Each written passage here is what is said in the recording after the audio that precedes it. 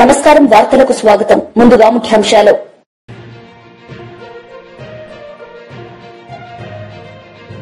పట్టభద్రుల ఎమ్మెల్సీ ఎన్నికల్లో తన ఓటు హక్కును వినియోగించుకున్న CM Chandrababu Naidu. HCL tech KRC campus ప్రారంభోత్సవంలో సీఎం రేవంత్ రెడ్డి ఈ సందర్భంగా ప్రారంభం.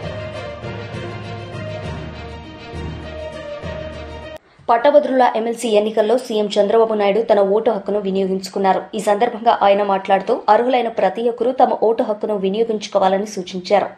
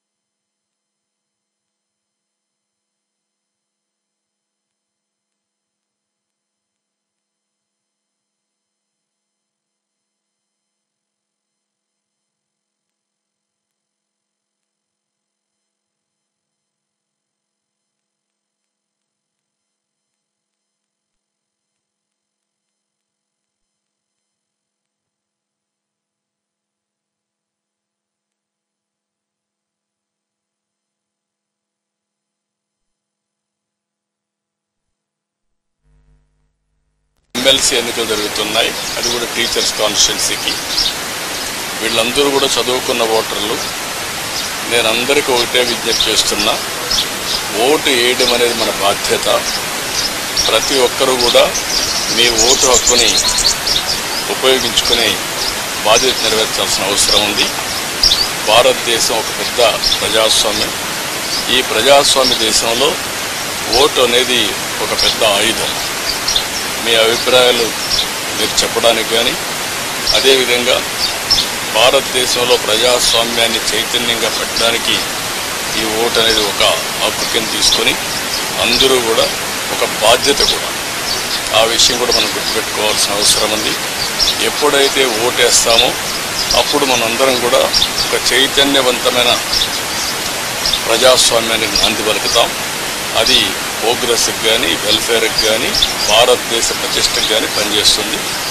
ఈ ఓటు హక్కు అనేది ప్రతి ఒక్కరూ ఉపయోగించుకోవాల్సిందిగా ప్రతి ఒక్కరికి విజ్ఞప్తి చేస్తుంది. హెచ్సీఎల్ టెక్ కేఆర్సీ క్యాంపస్ ప్రారంభోత్సవంలో సీఎం రేవంత్ రెడ్డి పాల్గొన్నారు. ఈ సందర్భంగా ఆయన ప్రసంగించారు. Good morning everyone. My colleague minister T Sridhar Babu గారు, mister Vijay Kumar, CEO and Managing Director HCL, Mr. Pawan Vadapalli, CVP and Global Head Digital Business, and Mr. Jayesh Ranjan, Special Chief Secretary Telangana Government. All of you wonderful professionals. I'm happy to inaugurate the KRC campus of HCL in Hyderabad. Every day these days I'm either signing new MOUs with multinational and big corporations come to Hyderabad, or we are inaugurating new facilities of MOUs we signed last year. Today, Hyderabad and Telangana are the fastest growing city and state in the entire country. In just over 1 year, I'm proud to share we have received highest investments in Telangana, both domestic and foreign. We have made it the number one in job creations. We have highest AI adoption and lowest inflation. When I first said I will make Telangana $1 trillion GDP state, some people said it was not possible. Now, after 2 trips to Davos, where we signed 40,000 crores and 1.78 lakh crores MOUs, every 1 year, everyone is saying yes, Telangana raising cannot be stopped.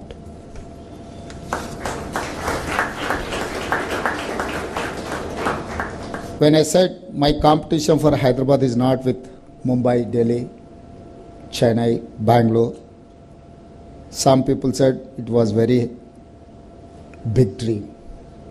Now, when we made Hyderabad #1 EV adoption, when we are transforming our state into hub for data centers, green energy, for life sciences, for biotech, for skills, for manufacturing, for agri-processing, people say, yes, Hyderabad is unstoppable.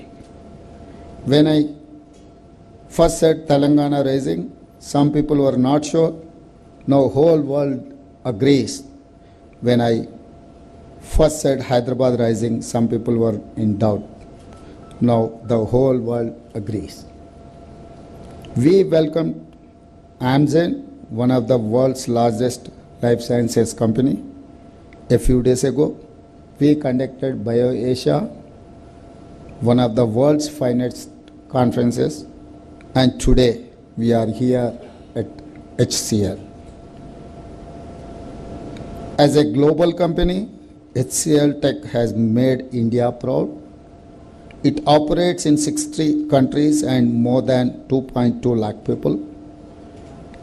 You create world-class offerings in digital, engineering, cloud, and AI across many verticals.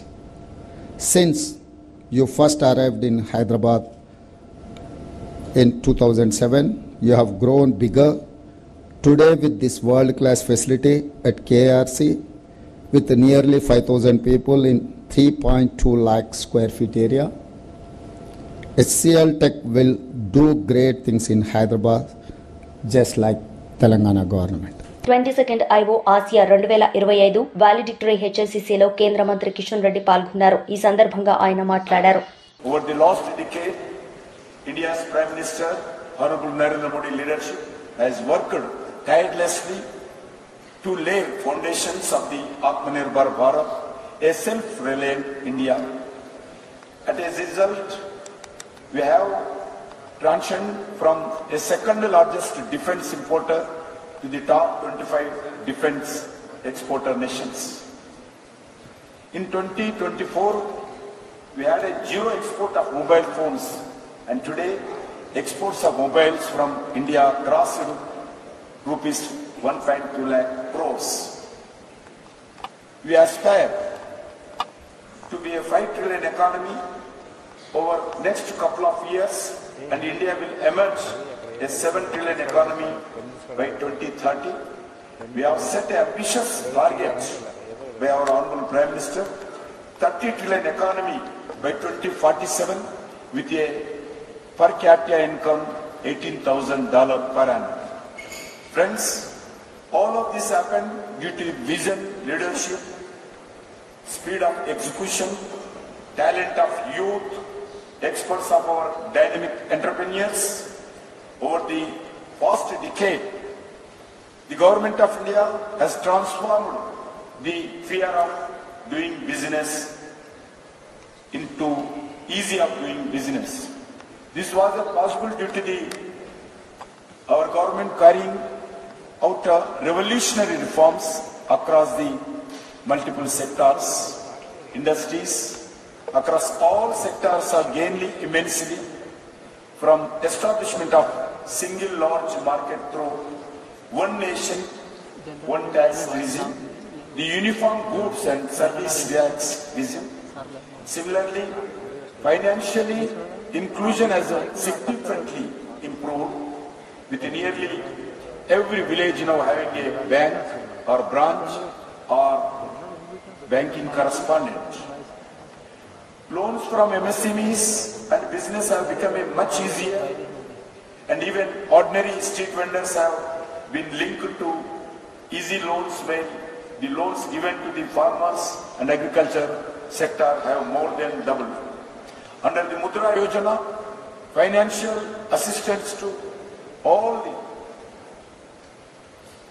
needy persons to given loans and young and small entrepreneurs. As a result of several initiatives in India, global studies now show that over past decade, the provision of basic amenities and empowerment has helped 25 crores Indians to raise out of. MLC Lella Appireddy media సమావేశం నిర్వహించారు. ఈ సందర్భంగా పలు అంశాలపై ఆయన మాట్లాడారు. నేను సూటిగా అడుగుతా ఉన్నా, మా ప్రీతమ నాయకుడు జగన్మోహన్ రెడ్డి గారు మాట్లాడినా, వైఎస్ఆర్ కాంగ్రెస్ పార్టీకి సంబంధించినటువంటి నాయకులు మాట్లాడినటువంటి సందర్భాల్లో కూడా ఇవాళ శాసన మండలిలో ప్రధాన ప్రతిపక్షంగా ఉన్నాం. ప్రధాన ప్రతిపక్షంగా ఉన్నటువంటి పరిస్థితుల్లో ఈ రాష్ట్రంలో జరుగుతున్నటువంటి అనేకమైనటువంటి అక్రమాలపైన, ప్రభుత్వ లోపాలను ఎత్తి చూపే ప్రక్రియకి సంబంధించి కూడా ఏ విధంగా పనిచేస్తుందో గడిచిన 2 రోజులుగా మనం అందరం కూడా చూస్తానే ఉన్నాం.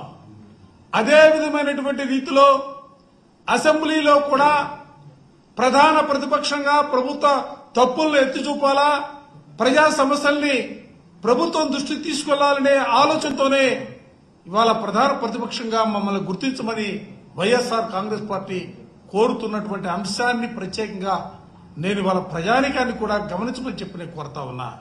వాళ్ళు ఏం మాట్లాడుతూ ఉన్నారు? ప్రతిపక్ష హోదా కావాలట, ప్రతిపక్ష హోదా కావాలట, ప్రజల మద్దతు లేదట. నేను సూటిగా అడుగుతా ఉన్నా, సీట్ల సంఖ్యాపరంగా 11 సీట్లు మాకు వచ్చున్నాయేమో, కానీ ఈ రాష్ట్రంలో 40% ప్రజానికం వైఎస్ఆర్ కాంగ్రెస్ పార్టీకి అండగా నిలబడినటువంటి వైనాన్ని కూడా ఈ సందర్భంగా గమనించమని చెప్పి నేను కోరుతా ఉన్నా. మీరంటా ఉన్నారు ఏదో హోదాకు సంబంధించినటువంటి అంశాన్ని, అధికారాన్ని మేమేదో అనుభవించడానికి అడుగుతున్నట్లుగా ప్రజల్లో ఒక భావాన్ని తీసుకురావడం కోసం మీరు చేస్తున్నటువంటి ప్రయత్నాలను కూడా నేను ఖండిస్తా ఉన్నా. ఇవాళ వైఎస్ఆర్ కాంగ్రెస్ పార్టీ ప్రధాన ప్రతిపక్షంగా గుర్తించమని అడుగుతున్నామంటే, ఎందుకంటే అసెంబ్లీలో చూసుకుంటే అధికార పక్షం, ప్రతిపక్షం మాత్రమే ఉంది. అధికార పక్షంలో తెలుగుదేశం పార్టీ, జనసేన, భారతీయ జనతా పార్టీలు ముగ్గురు కూడా ప్రభుత్వంలో భాగస్వాములుగా ఉన్నారు. ఇక 4వ పార్టీ వైఎస్ఆర్ కాంగ్రెస్ పార్టీయే. అందుకే వైఎస్ఆర్ కాంగ్రెస్ పార్టీ ప్రభుత్వాన్ని నిలదీయడానికి సంబంధించి, ప్రభుత్వం తప్పులు చేస్తుంటే ఎత్తి చూపడానికి సంబంధించి, ప్రజా సమస్యల్ని ప్రతిబింబించడానికి సంబంధించి ఇవాళ ప్రధాన ప్రతిపక్షంగా గుర్తించమని చెప్పి మేము కోరుతా ఉంటే దానికి వక్ర భాష్యాలు మాట్లాడుతూ ఉన్నారు. మాకు అధికారమే కొత్త కాదు. మా నాయకుడు ఈ రాష్ట్రంలో 5 సంవత్సరాల పాటు ముఖ్యమంత్రిగా పనిచేసినటువంటి పరిస్థితులున్నాయి. అంతకుముందు కూడా ప్రధానమైనటువంటి ప్రతిపక్ష నాయకుడిగా పనిచేసినటువంటి పరిస్థితులున్నాయి. మేము అధికారం కోసం ఆరాటపట్ల, మీరిచ్చే జీతభత్యాలో లేకపోతే మీరిచ్చే కారులో హోదాను అడ్డు కోరుకోవటంలా.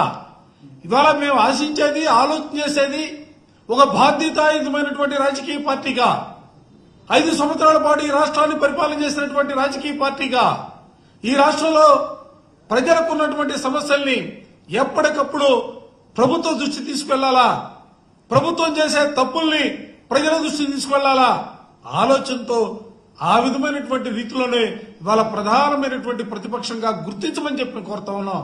హోదా గురించి మేము ఆరాటపడతలా, ప్రతిపక్షంగా మాత్రమే గుర్తించాలని కోరుతా ఉన్నాం. ఎందుకంటే ప్రధాన ప్రతిపక్షంగా గుర్తిస్తే, నిన్న చూశారు అసెంబ్లీలో 17 మంది వైస్ ఛాన్సలర్ని బలవంతంగా రాజీనామా చేస్తే, ఆ రాజీనామాకు సంబంధించినటువంటి అంశాన్ని ప్రభుత్వం దృష్టికి తీసుకెళ్లి ప్రభుత్వాన్ని నిలదీసినటువంటి పరిస్థితులున్నాయి.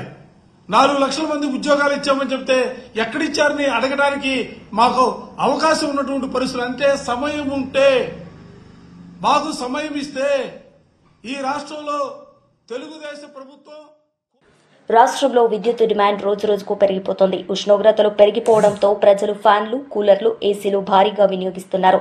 దీంతో రికార్డు స్థాయిలో విద్యుత్ డిమాండ్ నమోదవుతోంది. ఈ నెల 25వ తేదీ ఉదయం 8 గంటల 3 నిమిషాలకు 16,506 మెగావాట్ల ఆల్ టైమ్ రికార్డు నమోదైంది.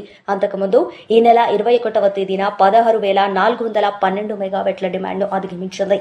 గతేడాది మార్చి 8వ తేదీన నమోదైన అత్యధిక విద్యుత్ డిమాండ్ 15,623 మెగావాట్లు. దీన్ని ఈ ఏడాది ఫిబ్రవరి 5వ తేదీనే విద్యుత్ సంస్థలు అధిగమించాయి. ఎమ్మెల్సీ కవిత మీడియా సమావేశం నిర్వహించారు. ఈ సందర్భంగా ఆమె మీడియాతో మాట్లాడారు. దీనికి కంప్లీట్గా కేవలం మిత్తి కోసం, అప్పుల మీద మిత్తి కోసం కట్టింది 22,000 కోట్లు. యావరేజ్గా ప్రతి నెల లెక్క కూడా ఉన్నది. అన్ని 10 నెలలు నేను బాగా స్పష్టంగా చూసిన, మరి ముఖ్యమంత్రి గారు ఎందుకు చెప్పారు ఈ మాట అని. ఏ నెలలో కూడా 2,600కు మించి ఒక్క నెలలో కూడా డబ్బులు కట్టలేదు ప్రభుత్వం. మరి ముఖ్యమంత్రి గారు 6,500 కోట్లు కడుతున్నాం నెలకని ఎందుకు చెప్తా ఉన్నారు మిత్తి? ఎందుకు అబద్ధాలు ఆడుతున్నారు? మీరు అబద్ధాలు కంటిన్యూస్గా చెప్పి కేసీఆర్ రాష్ట్రానికి 7 లక్షల కోట్ల పైచీలకు అప్పు చేసిండని అబద్ధాలు చెప్పి అధికారంలోకి వచ్చిండ్రు. అధికారంలోకి వచ్చిన తర్వాత నిజాలు చెప్పాలి కదా. ఎందుకంటే మేమందరం కూడా బీఆర్ఎస్ పార్టీ నుండి అసెంబ్లీలో, కౌన్సిల్లో మీకు నిరూపించినాం, అన్ని కాగితాలు చూపించి 4.3 లక్షల కోట్ల అప్పు ఈ రాష్ట్రానికి తీసుకొచ్చిన మాట వాస్తవం. దాంట్లో ఖర్చు ఎట్లా పెట్టినాం, ఎన్ని ప్రాజెక్టులు కట్టినాం, అన్ని అంశాలు కూడా చెప్పడం జరిగింది. అయినా కూడా పదే ముఖ్యమంత్రి గారు చెప్పిన అబద్ధాలనే చెప్తూ వాటిని నిజం చేస్తామేమో లేకపోతే నిజమైపోతాయేమో అనేటటువంటి ఒక భ్రమలలో ఉన్నట్టుగా అనిపిస్తూ ఉన్నది. ఓ పక్క అప్పులు, ఇంకో పక్క ఆదాయం. ఎంత దారుణం అంటే ఒక రాష్ట్రాన్ని పరిపాలన చేసే ముఖ్యమంత్రికి ఎంత ఆదాయం వస్తుందన్న విషయం అయితే ఖచ్చితంగా తెలిసి ఉండాలి కదా. ఆయన ఏమంటారు, రాష్ట్రానికి 18,000 కోట్ల ఆదాయం వస్తుందని చెప్తున్నారు.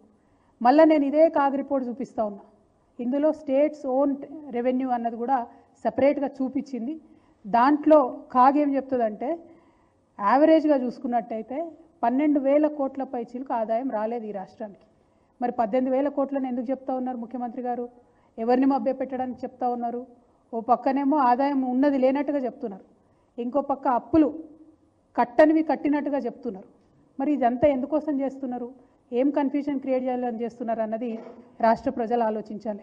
ఇంకొక దారుణమైన విషయం ఏంటంటే ఆదాయం పడిపోవడంలో ప్రధానమైనటువంటి కారణం ఇవాళ హైడ్రా. ఎందుకు ఈ మాట చెప్తా ఉన్నా అంటే నేను సాధికారికంగా చెప్పగలుగుతా ఉన్నా. స్టాంప్స్ అండ్ రిజిస్ట్రేషన్స్ యొక్క ఆదాయం ప్రభుత్వం ఏమనుకున్నదంటే 18,000 కోట్లు వస్తుందని ఒక అంచనా వేస్తాయి ఏ ప్రభుత్వాలైనా కూడా. ప్రభుత్వం అఫీషియల్గా వేసినటువంటి అంచనా 18,000 కోట్లు. కానీ వీళ్ళు హైడ్రా పేరుతోని సృష్టిస్తున్నటువంటి విధ్వంసంతో ఆ ఆదాయం పడిపోయింది 5,800 కోట్లకు ఆదాయం పడిపోయింది. ఇది స్పష్టంగా సుస్పష్టంగా తెలుస్తుంది. అయినా కూడా అరాచకం ఆపకుండా నిన్న మొన్న కూడా మలక్పేటలో పోయి మళ్ళీ ఇల్లు ఊలగొట్టిండ్రు. హైదరాబాద్ యొక్క బ్రాండ్ ఇమేజ్ని సర్వనాశనం చేసేటటువంటి ప్రయత్నం చేస్తుంది కాంగ్రెస్ సర్కార్ తప్పితే పెంచేటటువంటి ప్రయత్నం చేస్తలేదు. కాగ్లో ఉన్నటువంటి వాస్తవాలు ఇవి, నా స్టోరీస్ కాదు, నా కథలు కాదు. కంప్లీట్గా ఆదాయం పడిపోయినటువంటి పరిస్థితి ఉన్నది స్టాంప్స్ అండ్ రిజిస్ట్రేషన్. మరి ఇవన్నీ ఒక పక్కన ఉంటే ముఖ్యమంత్రి గారు ఏం మాట్లాడతారు? ఏం మాట్లాడింది అసలు? ప్రధానమంత్రి గారిని కలిసి కొత్త విషయం ఏమైనా చెప్పిరా? కొత్త ప్రాజెక్ట్ ఏదైనా డబ్బులు ఇవ్వమని అడిగినరా? మొన్న పోయినప్పుడు ఏవైతే ఇచ్చిండ్రో మళ్ళీ అవే రిప్రజెంటేషన్స్ నిన్న కూడా ఇచ్చిండ్రు. ఇచ్చి బయటకు వచ్చి ఏమంటారు? ఎస్ఎల్బీసీలో ప్రమాదం జరిగిందని ఎవరో విలేకరు మిత్రుడు మీలాంటి వాళ్ళు అడిగినట్టున్నారు, పత్రికా మిత్రులు. ఆయన ఏమంటాడు? ఎస్ఎల్బీసీ విషయంలో అసలు బీఆర్ఎస్ హయాంలో పనే జరగలేదు, కంప్లీట్గా మేమే చేసినాం కాంగ్రెస్ వచ్చినాక అని చెప్తారు. ఇది నిజంగా పచ్చి అబద్ధం. ఎస్ఎల్బీసీ విషయంలో కేసీఆర్ గారి యొక్క విశాల హృదయం ఏంది తెలవాలి అంటే ఎస్ఎల్బీసీ ప్రాజెక్ట్ విషయంలోనే తెలుస్తుంది. మనం కేసీఆర్ గారు అధికారంలోకి వచ్చినాక రాష్ట్రం కొత్తగా ఏర్పడ్డ తర్వాత అసెంబ్లీ సాక్షిగా అసెంబ్లీ కమిటీ హాల్లో అఖిల పక్షాన్ని పిలిచి ఏర్పాటు చేసి ఎస్ఎల్బీసీ పరిస్థితి ఇట్లా ఉన్నది, మరి అందులో ఒక మెషిన్ అక్కడ చిక్కుపడిపోయి ఉన్నది, అది బయటకు తీసే పరిస్థితి లేదు, కంప్లీట్గా అభయారణ్యం, ఎక్కడ కూడా ప్రాజెక్టుకి పర్మిషన్ వచ్చే పరిస్థితి లేదు, బయట ఇంకో మనిషి పోయి కాలువ తవ్వే పరిస్థితి లేదు, ఈ టనల్ ఫినిష్ చేయాల్సినటువంటి బాధ్యత మన మీద ఉన్నది.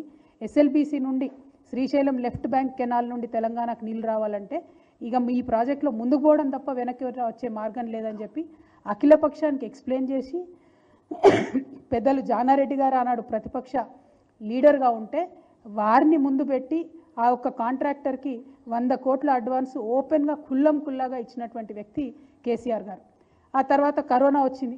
కరోనా తర్వాత ఆ కాంట్రాక్టర్ మళ్ళీ ఇబ్బంది పడి మేము పనులు చేయలేం సార్, పనులు ఆగిపోతున్నాయంటే మళ్ళా 100 కోట్ల కాంట్రాక్టర్కి. ఎస్ఎల్బీసీ టన్నెల్లో సహాయ చర్యల్లో ప్రభుత్వ వైఫల్యాన్ని కప్పిపుచ్చుకునేందుకు బీఆర్ఎస్ ను విమర్శిస్తున్నారని మాజీ మంత్రి హరీష్ రావు ఆరోపించారు. టన్నెల్లో ఇప్పటికీ సహాయ చర్యలు ప్రారంభం కాలేదని ఆగ్రహం వ్యక్తం చేశారు. ఎందుకు రేవంత్ రెడ్డి గారు సమీక్షించలేదు? ఇక్కడికి వచ్చి ఎందుకు ఆ కుటుంబాలను ధైర్యం చెప్పే ప్రయత్నం చేయలేదు? నేను అడుగుతా ఉన్నా. ఎలక్షన్ పోవడానికి తీరిక ఉన్నది నీకు, ప్రచారానికి పోతున్నావు ఎలక్షన్లకు, కానీ ఇంత ముఖ్యమైన ప్రాజెక్ట్ ఈ రాష్ట్రంలో కుప్పగూలిపోతే పట్టించుకునే బాధ్యత నీకు లేదా అంటున్నా. అసలు ఇవాళ కాంగ్రెస్ అధికారంలో వచ్చిన 15 నెలల్లో 4 ప్రాజెక్టులు కూలిపోయినాయి. ఖమ్మం జిల్లాలో పెద్దవాగు కొట్టుకుపోయింది, చాలా ఆస్తి నష్టం, పంట నష్టం జరిగింది. ఇవాళటి వరకు ఆ ప్రాజెక్టు పునరుద్ధరించే పని జరగడం లేదు. సుంకిశాల కుప్పగూలిపోయింది. హైదరాబాద్కు మంచినీళ్ళు ఇచ్చే సుంకిశాల ప్రాజెక్టు మీ నిర్లక్ష్యం వల్ల, అవినీతి వల్ల ఇవాళ అది కూలిపోయినటువంటి పరిస్థితి ఉన్నది. పాలమూరు ఎత్తిపోతల పథకంలో భాగంగా నిర్మించిన వట్టెం పంప్ హౌస్ జలమయమైపోయింది మీ యొక్క నిర్లక్ష్యం వల్ల. ఇవాళ ఎస్ఎల్బీసీ టనల్ కూలిపోయినటువంటి పరిస్థితి ఏర్పడ్డది. 4 ప్రాజెక్టులు కూలిపోయినాయి మీ 15 నెలల్లో. ఏం చేస్తుంది ప్రభుత్వం? నేను అడుగుతా ఉన్నా. అసలు నీళ్లు ఉన్న నీళ్లను కూడా కాపాడలే మీరు.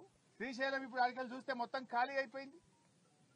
మనకు శ్రీశైలం మీద మహబూబ్ నగర్ జిల్లా కల్వకుర్తి, నెట్టంపాడు, భీమా దాదాపు 2,50,000 ఎకరాలకు నీళ్లు రావాలి. మంచినీళ్లు మొత్తం ఉమ్మడి మహబూబ్ నగర్ జిల్లాకు కూడా దీని మీదనే ఆధారపడ్డది. మొత్తం శ్రీశైలం ఖాళీ అవుతా ఉంటే ఏం ప్రభుత్వం నిద్రపోతుందా? గుడ్లప్పగిచ్చి చూస్తుందా? ఎందుకు చేతగాక చేయలేనట్టుగా ఈ ప్రభుత్వం పనిచేస్తా ఉంది. ఇవాళ కల్వకుర్తి కింద 2,30,000 ఎకరాల ఆయకట్టు ఉంది. రేపు నీళ్లు తగ్గిపోతున్నాయి శ్రీశైలంలో.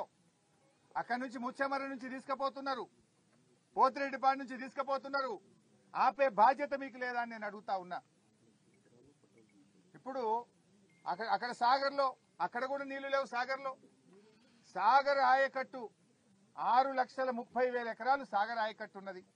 2,50,000 ఎకరాలు మహబూబ్ నగర్ లో ఉన్నది. దాదాపు 10 లక్షల ఎకరాల ఆయకట్టు ఉన్నది. అటు సాగర్ నీళ్లు కుడికాలువకి వెళ్ళి ఆంధ్రప్రదేశ్ తీసుకుపోతున్నారు, ఇటు రాయలసీమకు పోతిరెడ్డిపాడికి వెళ్ళి తీసుకుపోతుంటే కేఆర్ఎంబీతో మాట్లాడడమో, కేంద్ర జలవనరుల మంత్రితో మాట్లాడి ఆపే బాధ్యత మీకు లేదా? బీఆర్ఎస్ పార్టీ ముళ్లు గట్టబట్టి పొడిస్తే తప్ప ఈ ప్రభుత్వం నిద్రలేస్తలేదు. ఒక్కసారి కాదు, మీరు చూశారు. మొదటి కేఆర్ఎంబీ మీటింగ్ లోనే మన ప్రాజెక్టులన్నీ కూడా కేఆర్ఎంబీకి అప్పగిస్తూ ఆ రోజు ఒప్పుకొని వచ్చిండ్రు. వెంటనే మా నాయకుడు కేసీఆర్ స్పందించి 10 ఏళ్లు మేము అప్పచెప్పలేదు, సెక్షన్ 3 కింద కృష్ణా నదీ జలాల పంపిణీ అయ్యే వరకు ప్రాజెక్టులు ఇవ్వమని చెప్పినాం, నువ్వు ఎట్లా ఇస్తావు అని కేసీఆర్ గర్జిస్తే అప్పుడు మేలుకొని అసెంబ్లీ పెట్టి లేలే మేము ప్రాజెక్టులు ఇవ్వం, మేము వాపస్ తీసుకుంటున్నాము అని అసెంబ్లీలో ఏకగ్రీవ తీర్మానం చేసిండ్రు. ఎప్పుడు కేసీఆర్ గర్జిస్తే మీరు తీర్మానం చేసిండ్రు. రెండవది, చంద్రబాబు నాయుడు గారు గోదావరి నీళ్లను ఆంధ్రాకు తీసుకుపోయే ప్రయత్నం చేస్తా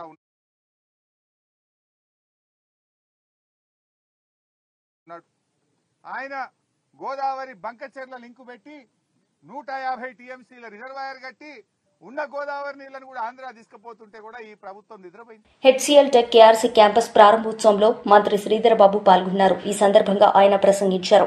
And we are proud to say that, and we just heard Mr. Vijay Kumar and Mr. Pawan telling their experiences, how the ecosystem over here over a period of 2 decades has helped them to come up with the new tools and techniques and the products which are relevant to the existing competitive industries. And when they have been mentioning about the advent of AI engineering services coming into play, especially in HCL Hyderabad, and it was interesting to know that the journey in AI started, that to this part of the globe, that to Hyderabad, and we are proud of our, highly skilled force who made it possible. And I'm also pleased to know that there are about 15 patents which have come from here. It's not a joke, and from 2017 till now is one phase, and I would agree to Mr. Vijay Kumar Garu, now the real transformatory stages come all over the globe. All these years, I'm very fortunate to say that when 1992, our government took the advantage when the advent of IT took place. And in 1992, it's our government, I could like to say that our Congress government started the innings of information technology, laying the foundation stone for the software technology park.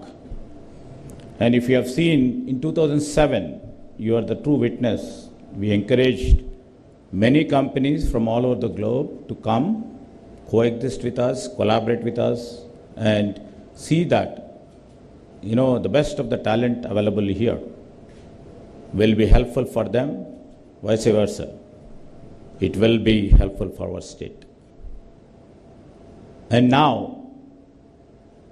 the traditional IT mode phase is over. I think so. Recently, our Chief Minister, in his dream, our government dream is to make our economy a 1 trillion economy. How do we take IT into our fold and leverage from it? If we move, in a traditional mode, we can't achieve. వార్తలు ముగించే ముందు ముఖ్యాంశాలు మరోసారి.